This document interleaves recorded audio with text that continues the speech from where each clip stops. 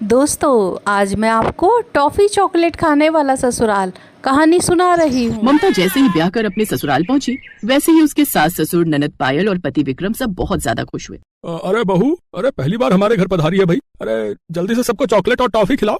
हाँ पापा, मैं अभी लेकर आती हूँ। पायल तुरंत जाकर टॉफी और चॉकलेट लाई और सबको बांटने लगी। ममता ये सब देखकर बहुत हैरान हुई। ये लो भाभी चॉकलेट खाओ, ये टॉफी भी लो, ये लो माँ, ये लो पापा, ये लो भैया। कहीं ये लोग मेंटली डिस्टर्ब तो नहीं है, इतने बड़े होकर चॉकलेट और टॉफी खा रहे हैं। वो ये सब सोच रही थी कि तभी वहाँ पर 80 साल की एक बूढ़ी दादी आ गई।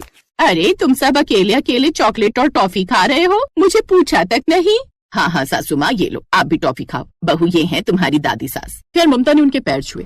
पहली रसोई में ममता ने सबको अच्छा अच्छा खाना बना के खिलाया। क्या बात है बहू, खाना तो तुमने बहुत अच्छा बनाया। ये लो मेरी तरफ से शगुन है। पायल इसी बात पे सबको चॉकलेट और टॉफी खिलाओ।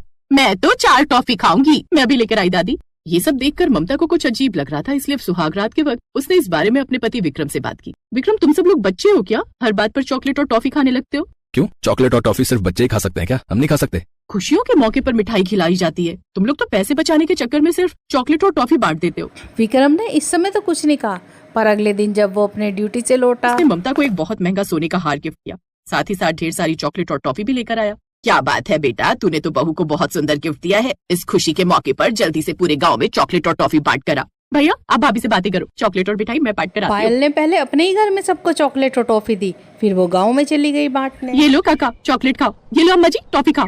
आज भैया ने भाभी को सोने का हार दिया है, इसी खुशी में मैं सबको चॉकलेट और टॉफी बांटने आई हूँ। अरे बिटिया, तुम लोगों का दिमाग अभी भी बच्चों वाला है क्या है? हर बात पे चॉकलेट और टॉफी बांटने चली आती हो है? काका बिल्कुल सही कह रहे हैं, हम बच्चे नहीं है जो टॉफी खाएंगे। टॉफी न सही, चॉकलेट तो खा लीजिए। हाँ इतनी प्यार से दे रही हो तो चॉकलेट और टॉफी दोनों खा लेंगे, लेकिन अपने परिवार के दिमाग का इलाज कराओ, अभी भी बच्चे हैं सबके सब। सही कह रही हो बहन जी, इसकी 80 साल की दादी भी इस उम्र में टॉफी खाती है। सारे गांव वाले उसका मजाक उड़ा रहे थे, इसलिए पायल चॉकलेट देकर वहाँ से चली लेकिन आई। बालकनी से ममता ने ये सब देख लिया। ये मोहल्ले वाले हमारे परिवार का मजाक उड़ाते, मुझे अच्छा नहीं लगता। पर ये बात तो मुझे भी समझ नहीं आती कि जब ये लोग कंजूस भी नहीं है, सबने कितने प्यार से मुझे सोने का हार दिया, दिमागी रूप से भी सब सही है, तो फिर ये सारे लोग हर छोटी छोटी बात पर चॉकलेट और टॉफी क्यों बांटने लगते हैं? खैर ममता ने सबको खाना बनाकर खिलाया और सब खा पी कर सो गए। अगली सुबह जब सब लोग नाश्ता कर रहे थे तब, अरे बहुरिया मेरा मोबाइल जरा चार्ज पर लगा दो, बैटरी खत्म हो गई है, मुझे भजन सुनने हैं। लाइए दादी माँ, मैं अभी चार्ज कर देती हूँ। फिर ममता ने फोन चार्जिंग में लगा अच्छा दिया। मैं काम पर जा रहा हूँ, घर में चॉकलेट और टॉफी बहुत कम बची है, आते वक्त 20-20 किलो लेता हूँ। हाँ बेटा, मैं भी तुझसे यही कहने वाली थी। ये सुनकर ममता को फिर से अजीब लगा। खैर कुछ घंटों बाद, अरे बहू जरा देखना मेरा मोबाइल चार्ज हो गया क्या, मुझे भजन सुनने हैं। हाँ दादी माँ, अब तो चार्ज हो गया होगा, अभी लेकर आती हूँ। ममता ने फोन लाकर दादी को दे दिया। क्या बात है बहू, मेरा फोन तो फुल चार्ज हो गया। अरे पायल बेटी कहाँ हो, जल्दी से सबको चॉकलेट और टॉफी खिलाओ, मेरा फोन पूरा चार्ज हो गया। इतने में वहाँ ममता के सास ससुर थे। पायल सबके लिए चॉकलेट और टॉफी लेकर आ गई। क्या बात है दादी, आपका फोन तो पूरा चार्ज हो गया। ये लो दादी, आज आप सबसे ज्यादा चॉकलेट खाओगी। अरे पायल बिटिया, मुझे भी तो टॉफी खिलाओ। है माँ का फोन फुल चार्ज हो गया, ये तो बड़ी खुशी वाली बात है। हाँ मुझे भी खिलाओ। अब ममता से रहा नहीं गया, इसलिए उसने हिम्मत करके पूछ ही लिया। मैं जब से आई हूँ मुझे लगता है आप लोग कुछ ज्यादा ही ओवर कर रहे हो। अरे मोबाइल ही तो चार्ज हुआ, इसमें कौन सी इतनी बड़ी बात हो गई है कि आप लोग इतने खुश हो? आप लोग तो हर छोटी छोटी बात पर चॉकलेट और टॉफी की पार्टी करने लगते हो। कोई मुझे बताएगा ये सब क्यों करते हो आप लोग? भाभी हम सबको चॉकलेट और टॉफी बहुत पसंद है। बहू इसमें ऐसी कोई बात तो है नहीं कि तू इतनी परेशान हो गई, छोटी छोटी बातों में खुशियाँ ढूंढ लेनी चाहिए। पर ममता को उनका जवाब कुछ अच्छा नहीं लगा। रात को विक्रम ढेर सारी चॉकलेट और टॉफी लेके घर जिसे आया। देखकर ममता दंग रह गई। खैर अगले दिन शाम को, मुझे लगता है इस बारे में गांव वालों को जरूर पता होगा, मुझे उनसे अकेले में बात करनी होगी। ममता तैयार होकर बाहर जाने लगी, तभी वहाँ उसकी सास और ननद आ गए। अरे कहाँ जा रही हो बहू अकेले अकेले? सासू माँ सब्जी खत्म हो गई तो सोचा मैं ही ले आती हूँ। अरे तो मैं और पायल भी चलते हैं ना तेरे साथ। हाँ भाभी चलो। इस तरह ममता का प्लान चौपट हो गया। फिर वो तीनों मार्केट गई और गए। सब्जी लेने के बाद, पायल आज हम लोग पहली बार बहू के साथ मार्केट आए हैं, इसी बात पर आज पूरे गाँव को चॉकलेट और टॉफी बांटेंगे। चल दुकान से ले लेते हैं, क्योंकि घर वाली टॉफी और चॉकलेट तो सिर्फ हमारे लिए है। हाँ माँ ये सही रहेगा, ये तो सच में बहुत खुशी वाली बात है। वो तीनों ही जैसे किसी दुकान पर पहुंची। अरे आओ आओ, चॉकलेट और टॉफी खाने वाला परिवार है। ज्यादा मजाक मत उड़ाओ, चुपचाप 200 चॉकलेट और 200 टॉफी दे दो। ममता फिर से हैरान हुई। फिर वो लोग अपने गांव में आकर टॉफी और चॉकलेट बांटने लगे। तभी वहाँ सरपंच जी भी पहुँच गए। अरे आज कौन सी खुशी है भाई, नई चप्पल खरीद ली क्या? सरपंच जी आज हम पहली बार बहू को लेकर बाजार गए थे, इसी खुशी में चॉकलेट और टॉफी बांट रहे हैं। अरे तो मैं कहता हूँ कि अब लॉलीपॉप भी बांटना शुरू कर दो।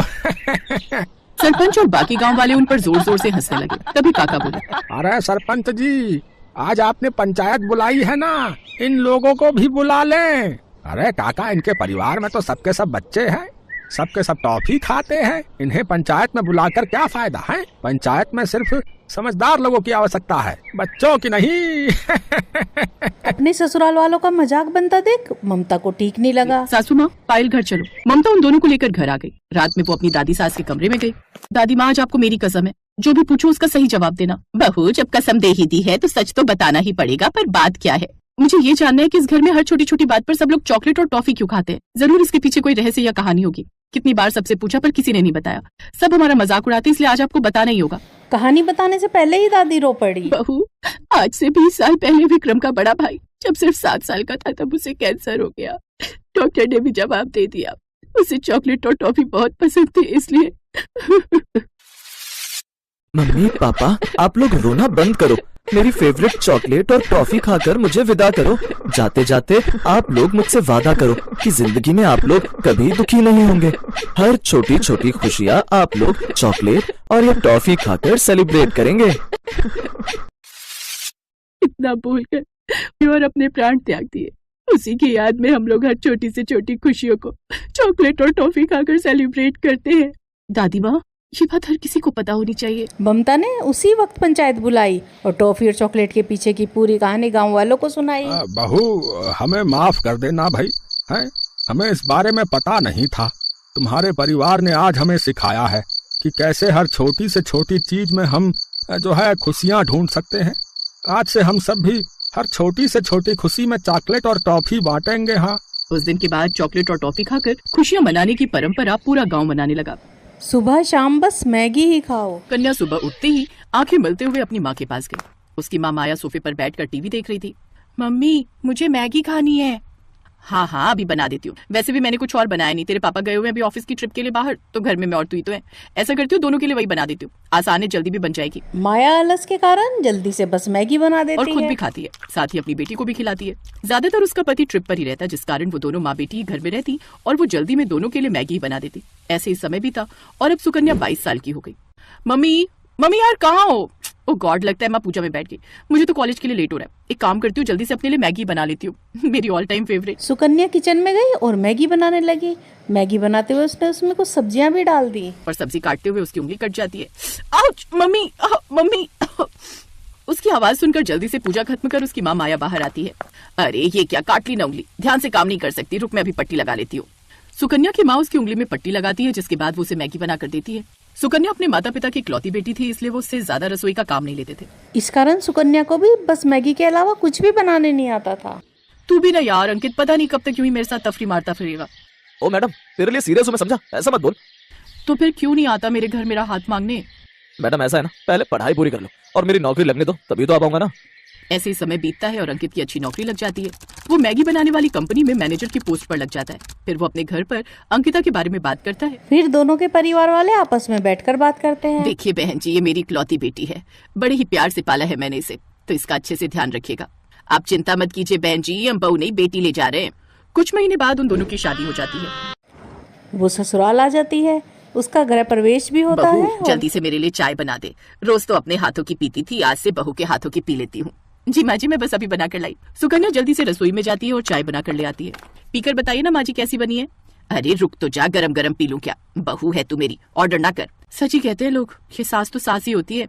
आय हाय बहू, ये चाय बनाई है या काढ़ा? इतनी पत्ती कौन डालता है इसमें? इसे पीकर तो सर दर्द और बढ़ गया मेरा। तेरी माँ ने तुझे चाय बनाना भी नहीं सिखाया क्या? वो माँ जी, मैंने पहली बार बनाई है ना, इसलिए। कोई बात नहीं, मैं सीख जाऊंगी। उफ, पता नहीं क्या होगा आजकल की लड़कियों का। बताओ, चाय तक बनानी नहीं आती। ओ मैडम, तू उसे क्या बोल रही है? तुझे खुद कौन सी आती है? ये सुनकर सुकन्या मुस्कुराने लगी। उसकी ननद पैर पटक कर अंदर चली गई। कुछ देर बाद सुकन्या सबके लिए नाश्ता बना कर ले आती है। वो सभी खाने के टेबल पर बैठते हैं तो सामने मैगी देख हैरान रह जाते हैं। बहू, ये क्या है? सॉरी माँ जी, वो मुझे खाना...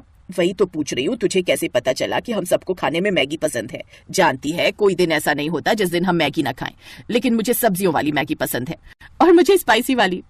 और सुकन्या मुझे अनियन वाली। तुम जानती हो ना, मैंने तो मैगी की कंपनी इसीलिए ज्वाइन किया क्योंकि इसकी वजह से मुझे अच्छी खासी मैगी घर लाने को मिल जाती है। मैं तो रोज वहां से 50 पैकेट मैगी अपनी गाड़ी में छुपा कर ले आता हूँ। हाँ अंकित, मैगी से इतना प्यार की उसके लिए चोरी भी वेरी बैड। खैर, मुझे लगा था मैं ही मैगी की दीवानी हूँ, लेकिन तुम सब भी मैगी के कोई कम दीवाने नहीं हो। अगर मैगी वालों का बस चले ना तो हम सबको अपनी मैगी का फैमिली एम्बेसडर बना ले। सुकन्या बहुत खुश थी। अब वो सुबह शाम सबके लिए मैगी ही बनाती थी। आज मैंने सबके लिए मसाला और जीरा मैगी बनाई है और भाभी कल पनीर मैगी। हाँ, अब तुम सब फिक्र मत करो। अब मैं आ गई हूँ ना, तो अब तुम सब सुबह शाम बस मैगी खाओ। अब सभी घर वाले सुबह शाम बस मैगी ही खाते, यहाँ तक कि अगर कोई मेहमान भी आता तो उसे भी वही बनाकर खिलाते। इस कारण अब उनके घर मेहमान भी आने से डरते ये थे। क्या अंकित की माँ, ये बहू क्या पका कर ले आई मैगी। हाँ, आपको पता है इसे भी हमारी तरह इसका बड़ा ही शौक है। सत्यानाश, सोचा था बहू आ गई है अब तो कुछ अच्छा खाने को मिलेगा, लेकिन नहीं, ये मुई भी बस ये केचुआ खाना ही जानती है। नहीं रहना मुझे यहाँ, मैं आज ही वापस जा रही हूँ, नहीं तो तुम लोग तो मुझे ये मैदा खिला खिला कर ही मार डालोगे। बुआ ने अपना बैग उठाया और वहाँ से चली गई, पर इस सबसे इन सबको कोई फर्क नहीं पड़ा। इधर अभी भी वो सब मैगी खाना जारी रखते हैं। ऐसे ही समय बीतता है और एक दिन पता चलता है कि सुकन्या गर्भवती है। सच में मैं यानी कि पापा बनने वाला है। Wow, thank you so much जो तुमने मुझे इतनी अच्छी खुशखबरी सुनाई। You are the best. और मैं दादी। बहू अब तू खुद का ध्यान रखना, घर के काम के लिए हम काम वाली लगवा लेंगे और खाने की तो कोई टेंशन ही नहीं है। मैगी तो खानी है सुबह शाम, वो तो हम में से कोई भी बना लेगा। नन्हे मेहमान के आने से घर में सब खुश थे। ऐसे 2 महीने बीत गए। घर में सभी सुकन्या का खूब ख्याल रखते पर सबकी एक ही बुरी आदत थी कि मैगी खाना नहीं छोड़ रहे थे। और फिर एक रोज माँ जी जल्दी आइए, शालू। माँ, ये तो भाभी की आवाज है, चलो जल्दी। वो दोनों उसके कमरे में जाते हैं जहाँ वो पेट पकड़कर बैठी हुई थी। क्या हुआ बहू? माँ जी पेट में दर्द हो रहा है और ब्लीडिंग भी। क्या? हे भगवान, शालू तू जल्दी से कैब बुक कर, इसे अस्पताल ले जाना होगा और अपने भाई को भी फोन कर दे। शालू जल्दी से गाड़ी बुक करती है, साथ ही अंकित को भी अस्पताल पहुंचने को कहती है। फिर थोड़ी देर में वो अस्पताल पहुंच जाते हैं। चेकअप के बाद आई एम सॉरी, लेकिन ज्यादा मैगी खाने की वजह से बच्चे के अंदर भी वही गया जिस कारण उसकी मौत हो गई। सुकन्या की बॉडी में भी मैदा खाकर वो इम्यूनिटी नहीं है कि बच्चा सर्वाइव कर पाता। इसे तो इस वक्त फ्रूट्स और हरी हरी सब्जियां खानी चाहिए थी। आप जानते हैं ज्यादा मैगी या मैदा खाने की वजह से हमारी बॉडी को कितना नुकसान होता है, और ये मैदा हमारी आंतों में चिपक जाता है। इसीलिए महीने में 1-2 बार खाने में कोई बुराई नहीं, लेकिन रोज खाना ये आप सबकी सेहत के लिए भी खतरनाक हो सकता है। क्या मेरा बच्चा? नहीं डॉक्टर, ऐसा नहीं हो सकता। खुद को संभाल बेटा। सुकन्या को जब ये बात पता चली वो तो जैसे खामोशी हो गई। मैगी खाने की सजा उसे ऐसी मिलेगी उसने कभी नहीं सोचा था। उस दिन के बाद से पूरे परिवार ने मैगी खाना छोड़ दिया था। हरी सब्जियां और रोटी खाते। अंकुर ने भी मैगी लाना बंद कर दिया। ऐसे ही कुछ महीने बीत गए और अब सुकन्या फिर से प्रेग्नेंट हुई, लेकिन इस बार वो कोई रिस्क नहीं लेना चाहती थी, इसलिए उसने खुद का अच्छे से ध्यान रखा। साथ ही ससुराल वालों ने भी उसका खूब ध्यान रखा और हेल्दी चीजें खाने का नतीजा ये हुआ कि उसने एक साथ 2 जुड़वा बेटा बेटी को जन्म दिया। अब उनका परिवार पूरा हुआ और अब वो सब साथ में खुशी खुशी रहने लगे। दोस्तों, अगर आपको ये कहानियाँ पसंद आई हो तो like, share, comments and subscribe जरूर करें। Thanks for